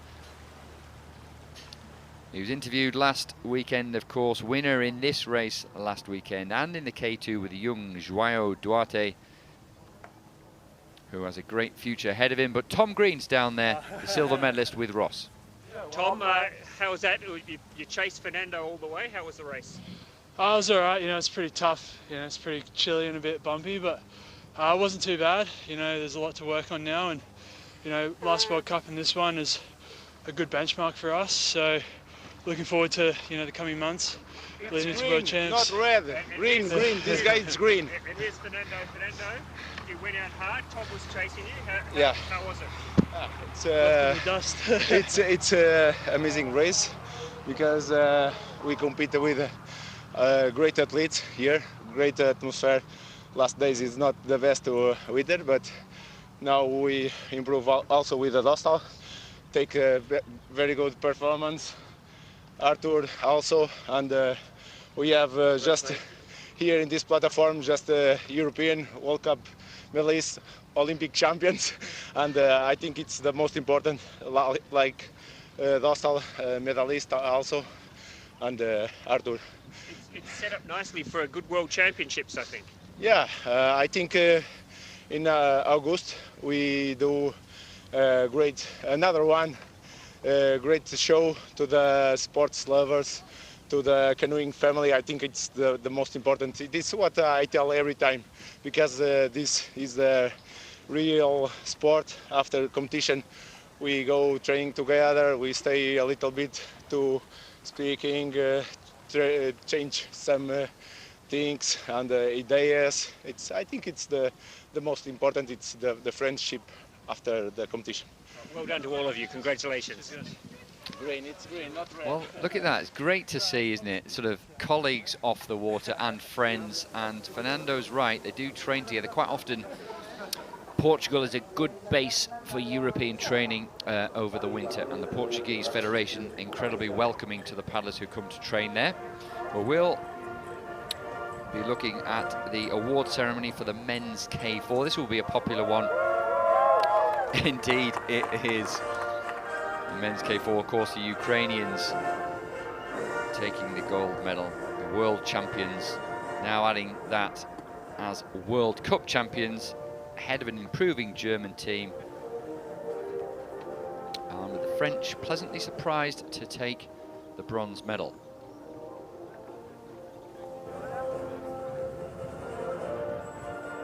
ICF Canoe Sprint and Paracanoe World Cup, Poznan Poland 2022.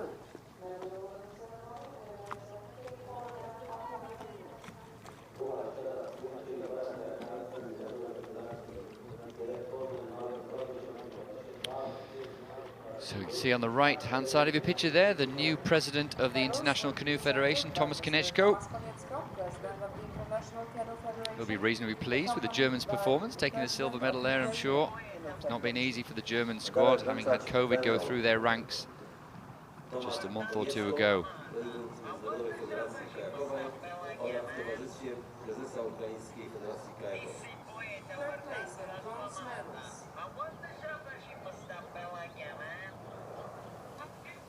So we've got the French K4 in third place, Guillaume Berger, Maxime Beaumont, Kylian Koch and Guillaume Lefloche de Courchemont. Pleased with that. One in from the right. That's Maxime Beaumont. He's an incredibly versatile paddler, Maxime Beaumont. You know, Olympic medalist over 200 meters, but he's been up there in the medals over 1,000 meters as well at World Cups. So great experienced head and wonderful athlete to have in the K4. They'll be pleased with that. They made the final last weekend, but only in 9th place. A few changes in head coach, but a good result for the French, and something for them to prepare for, with, of course, the Olympic Games coming up in Paris in just 2 years' time. So Francois Durand taking control as head coach from Jean-Pascal Crochet, and Francois will be pleased with that result. Germans, I imagine, will be reasonably pleased. They were off the podium in this race at the last World Cup. This time round, 2nd spot on the podium, but they'll be looking for a top spot come the World Championships, I'm sure.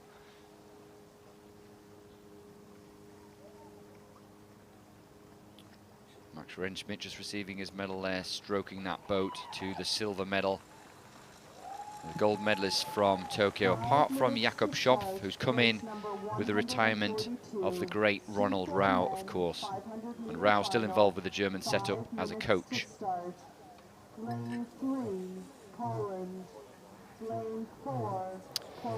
So then, very popular winners.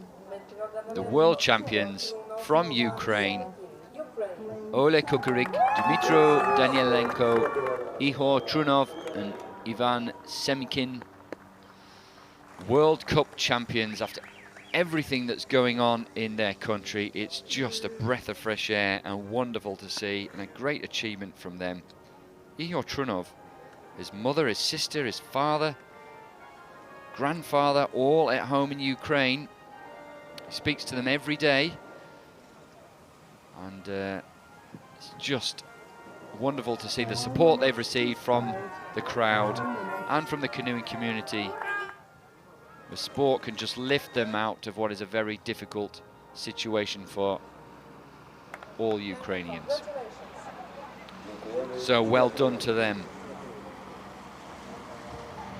And we'll go from K4 to C4 very shortly. We'll have the men's C4 over 500 meters, followed by the C1 women over the same distance.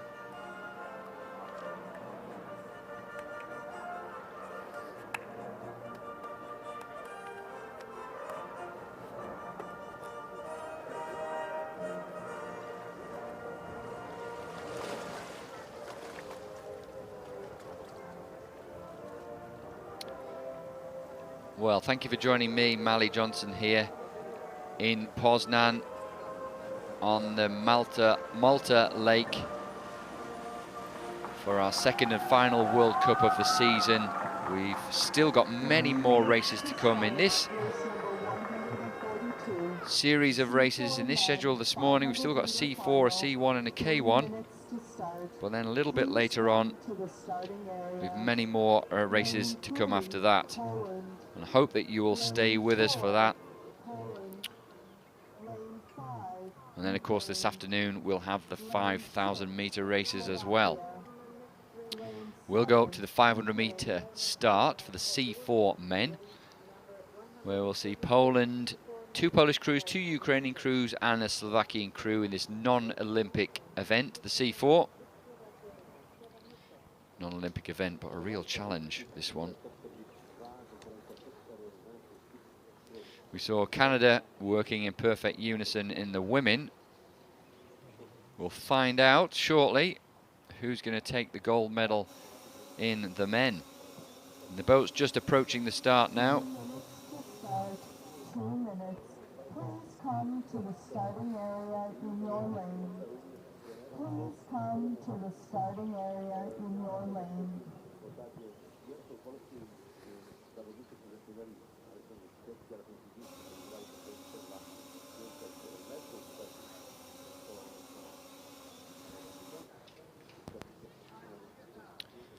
So you can see lane 5 there, that's the Ukrainian. So in 3 we have the Polish crew of Kitevsky, Slavinsky, Witowski and Koliajic. And then next to them another Polish crew in lane 4, Kitevsky, Holdak, Michalak and Klos. Ukrainians in 5, Vigeles, Rybachok, Vandvik and Karechko. Rusnak, Strizek, Kizek and Stolarik from Slovakia in 6. Then Borov, Zakharov, Shujiuk and Altukov, the Ukrainians, go in 7.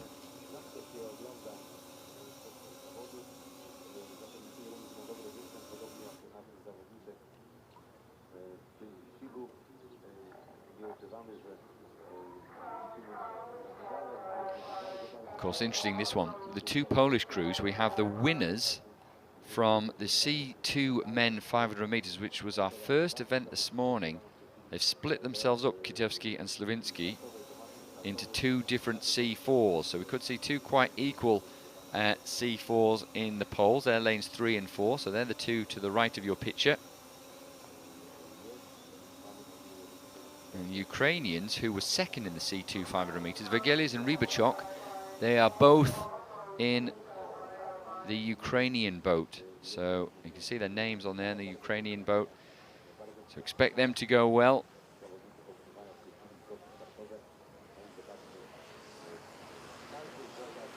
Start will be important here in 500 meters, but it'll be about building that pace through the race, keeping it all together. The final of the C4 men 500 meters. So we don't see this race too often. In fact, paddlers don't paddle in the C4 too often. But when they do, it's a dramatic and impressive sight, especially when a boat's going well together. Now, you can see the Polish crew in lane 4 just struggling to stay in the middle of their lane, struggling a little bit with the steering. There's no rudder on these boats, quite difficult to steer. And they're getting caught perhaps in the wash of their compatriots to their left. The Polish crew in lane 3 seem to get the better of the starts. And perhaps they're leading the way now.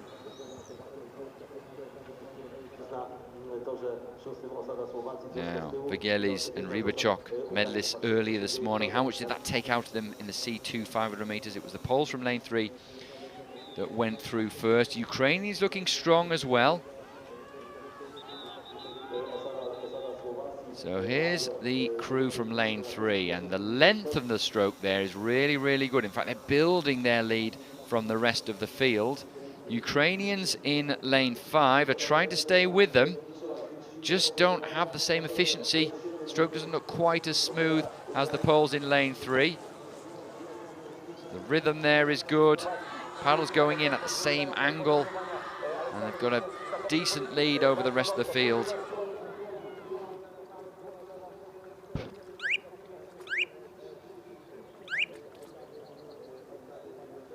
So, Poland, Ukraine. Just wait for confirmation of that. Poland in lane 3 certainly were the winners there. Kitevsky, Slavinsky, Witowski and Koliadzic. I think it was the Ukrainians in lane 5 in second place. Get a quick look at the replay. Poles, 2 from the top of your picture, really struggled off the start, but it was the crew in lane 3 that looked smooth. A good start from them, but really built in the middle phase of this race, which is so important. It's in fact 2 Ukrainian crews coming through for second and third place.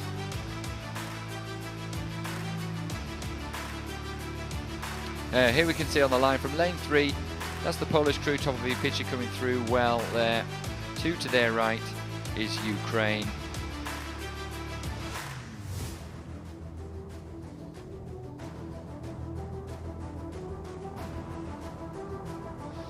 And then the Ukrainian crew from lane 7 take third place.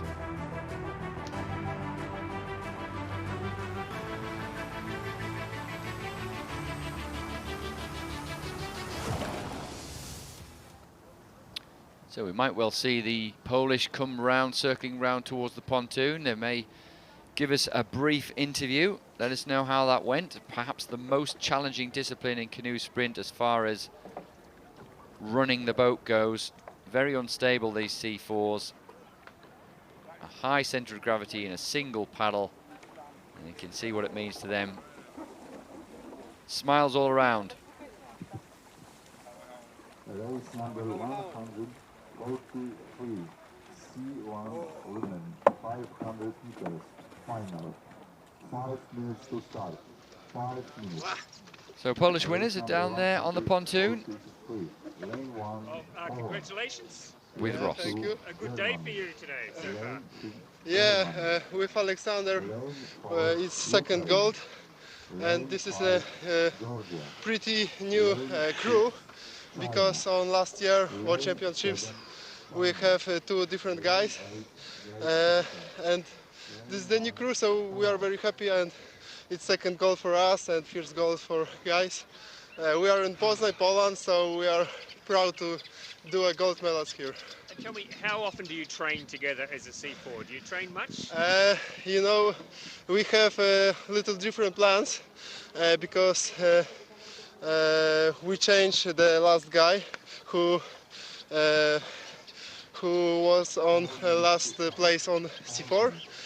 So we train one time here before competition to try that how it was, and it's pretty good. Yeah. And we are together very simple, similar paddling, so it's everything go nice because we are winning. Well, a great day for Poland so far. Congratulations. Yeah. Well Thank done. you. It is indeed a great day for Poland, picking up medals in almost every single event so far here at the World Cup in Poznan. And you can see what it means to them. Delighted with the gold medal in the men's C4 there. We've another race coming up very shortly. There's confirmation first of all. So Poland in first place, Ukrainian crew from lane 5 in second, and Ukrainian crew from lane 7 in third place. So we'll head up to the start of the 500 once again, and this time it will be the turn of the women in the C1 500 meters. Non-Olympic event. In the C1, it's the 200 meters, which is Olympic. But still very competitive nonetheless. They've got the lineup: Poland, 2 German crews, Ukraine, Georgia, 2 Chinese crews, Great Britain and Poland.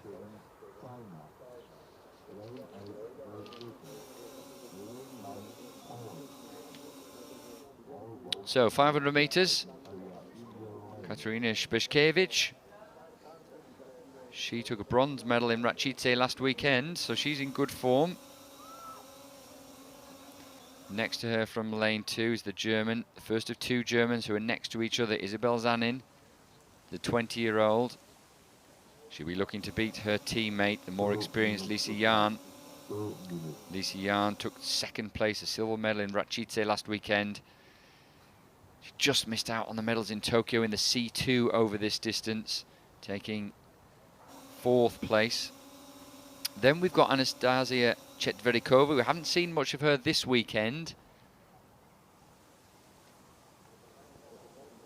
And she was very emotional, but successful last weekend in Racice. Of course, she's the Tokyo silver medalist in the C2. Mariami Kadiashvili, the Georgian, goes in 5.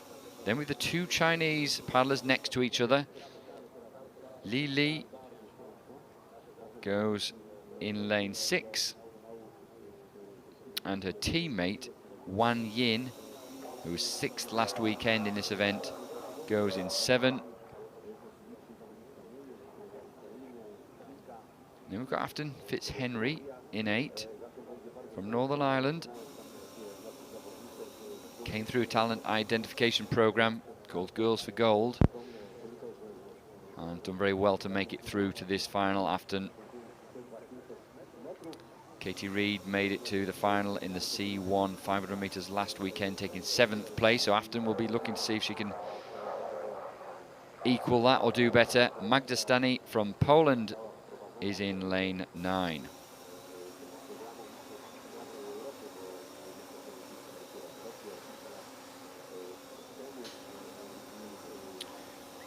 So Lisa Jan's been in good form. Watch for her in lane 3. Second last weekend in the Czech Republic. Wang Yin from China in lane 7. She was 6th.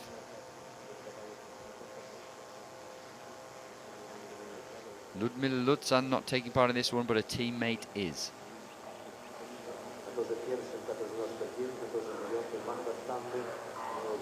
C1 500-meter final. We're underway now, and great start from Mariami Kediashvili, the Georgian there in lane 5. She was the fastest qualifier, but that was in very different conditions. Much more calm today on the water of the Malta Lake. There's Chetverikova there, the Ukrainian, the popular Ukrainian, teams up with Ludmila Lutzan in the C2. As I said, silver medalist in Tokyo. World champion and European champion in the C2, but she's experienced and very quick in the C1 on her own. Bottom of the picture, Magda Stani also going well. In fact, I should say Afton Fitzhenry. Afton Fitzhenry in lane 8 going well. So the British paddler will be pleased with her race so far as we get to the halfway point. And it's quite spread out here. Lane 1 going well as well. And you've got Zanin, the German, but first to the 200-meter mark looked to be Chetverikova, being stalked by Lisa Jan, experienced German to her right. Look at that super smooth stroke, just not rushing, not panicking. You can see the Georgian there in picture, much shorter stroke. Chetverikova just making every ounce of energy count into moving that boat smoothly and efficiently forwards. That's really working for her now.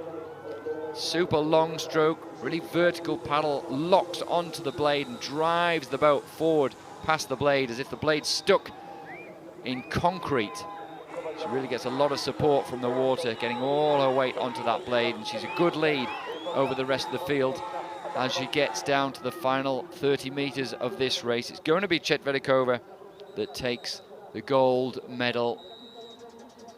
Lisa Jan coming through to take silver.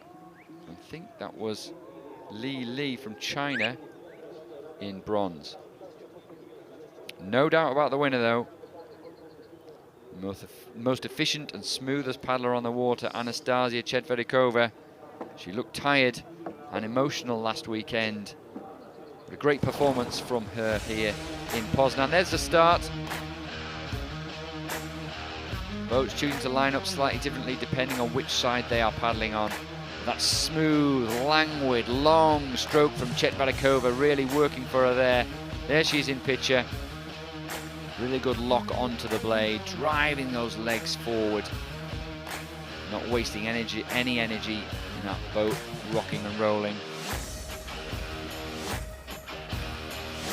Every single stroke was getting a little more out of it than the other paddlers.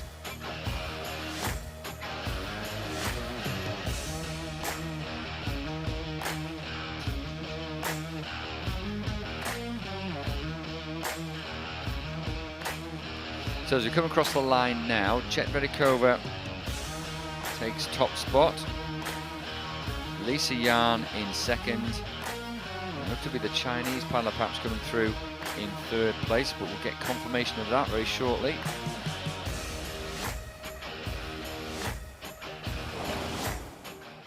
And she's down on the pontoon with Ross.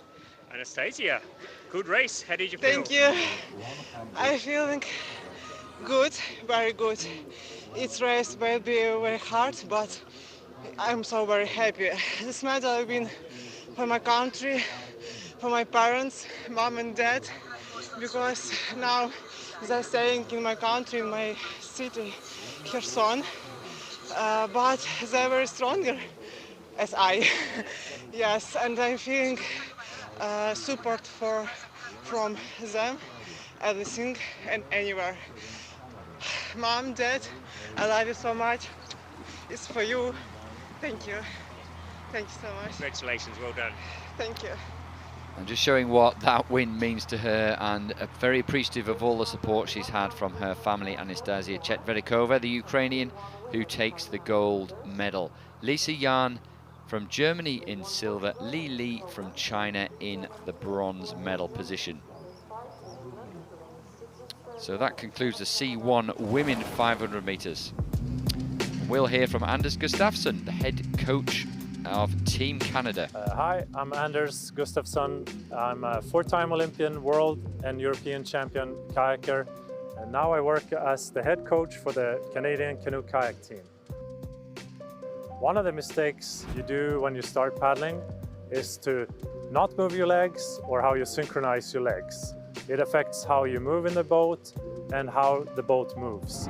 So it's important to time it well and use them right, because it's a strong muscle that can make your stroke more powerful and make you go faster.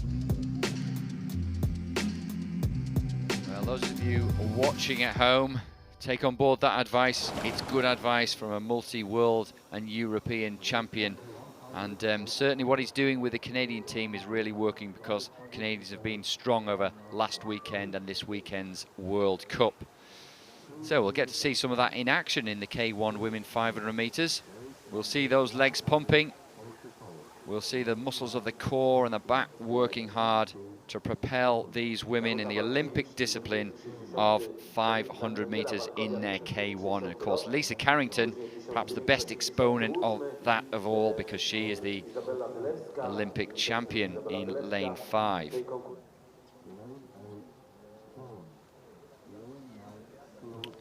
So, Teresa Portela from Portugal goes in 1. So she was third in Rachice. Teresa Portela looked really good with Fernando Pimento in the mixed K2. We'll see that later on today. Marta Walczykiewicz, very, very experienced and successful Polish athlete there, silver medalist in the 200 meters from Rio 2016. Next to her, Julie Hack from Germany. She's looking to put herself in the mix here in what is a very, very competitive final. Hermien Peters' brother Artur picked up a medal in the K1000 meters a little bit earlier on this morning. So she'll be looking to see if she can do the same. She'll have to beat this lady if she wants a gold, though. Lisa Carrington, 2012 gold medalist, 2016 gold medalist, and then Tokyo 2020 triple gold medalist. Next to her, Alyssa Bull, really delighted with her performance in the K1000 meters last weekend. Obviously, training's been going well for her. K4's been going well for the Australians too. Michelle Russell, under 23 world champion. Former under 23 world champion, I should say. Anna Palauska, really popular figure in the women's K4, Palauska. Just delighted to win that K4 earlier this morning. And of course, bronze medalist from the Tokyo K4 and silver medalist from Tokyo in the K2. Anja Osterman, she's pleased to be here as well. She was pleasantly surprised with last week's performance in Rachice, where she picked up the silver medal. So medals could come from anywhere here in the field. Portugal, Poland, Germany, Belgium, New Zealand, Australia, Canada, Poland and Slovenia.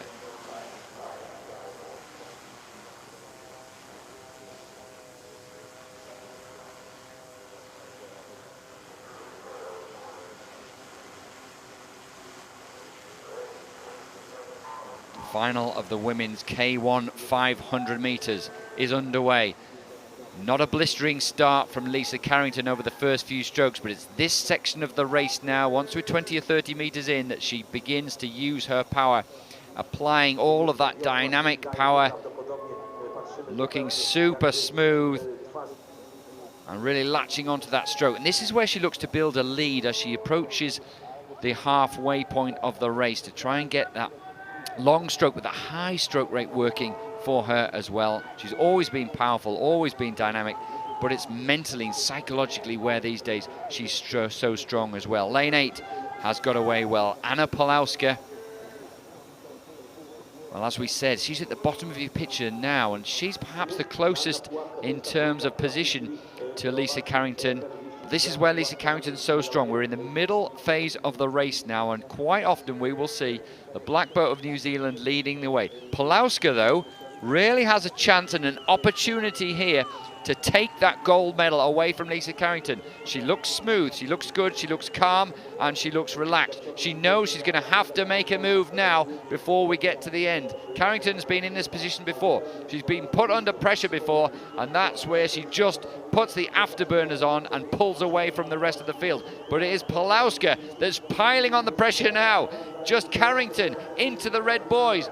Maybe a metre on the rest of the field, if that. Pawlowska, she's got her family, she's got the Polish nation, she's got half of Poznan behind her here now, and she's putting everything into this, but it looks like Carrington is so mentally tough. She's going to hold on. She is indeed. She will take the gold medal. Poland and Pawlowska taking the silver, and it looked to be the German of Julie Haak who takes the bronze. Woo, says Lisa Carrington. Deep breath from her. She was put under pressure. She was asked the questions, wasn't she? It was the Pole, Anna Pawlowska, the smiling Pole, who's had such a wonderful regatta so far in the K4. And perhaps her confidence just boosted by that, and she thought, I'm going to have a go at the 5-time Olympic gold medalist. I'm going to put her under pressure, and I'm going to see what she's got. But interestingly, Pawlowska never got her nose in front. Carrington seemed to do enough. It was close. There was a point just here where Pawlowska looked like she might get on terms, but she couldn't get ahead of that black bow of the New Zealand boat.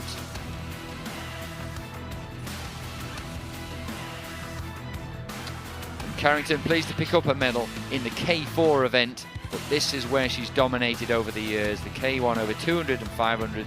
She dominates once again. Fantastic effort from Anna Pawlowska. Cheered on by the home crowd in second place. Julie Haak from Germany taking the bronze medal.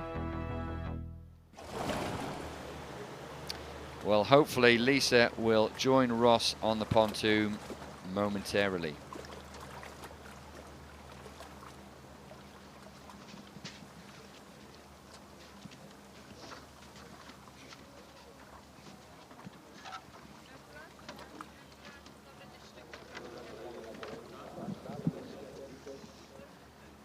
Well, Lisa, congratulations. I'm not sure if you're aware, but Anna Pawlowska was chasing you all the way. No, I sensed she was doing that. I could sense her out on my right, and she really, no, it was a great competition, and just having someone as good as her just help, just pushes us along at the end. So no, it was a really great race. It's been a really disrupted weekend. How has it been for you trying to focus on this? Yeah, it's been a really, with the wind and then a few teams getting COVID and that type of thing. So I think it's just such a great opportunity just to kind of practice being adaptable. I think going by the last few years, we just have to learn how to, roll with the punches and still be able to get out there and perform no matter what the conditions or, where we are personally at. So it's been a great weekend. Thank you, Lisa. Congratulations. Cheers, thank you. Such an experienced athlete, isn't she? She just embraces the change. Very much. She hasn't been able to do anything about these conditions that we've had. Terrible wind that's blown here, but she's adapted accordingly and better than anyone else. Lisa Carrington, first place for her, gold medal winner, 148.36. Anna Pawlowska from Poland in second. Julie Haak from Germany in third. Well, that will conclude our first session of the morning, but don't panic. We've got plenty more to bring you a little bit later on in around about an hour's time. So we've seen some great Olympic races here, K4s, C2s, and K1s. We've seen some C4s, which have been fantastic, and thankfully we've seen calm conditions for the racing this morning. Thank you for joining me, Mally Johnson. I look forward to seeing you in around about an hour's time for our second session.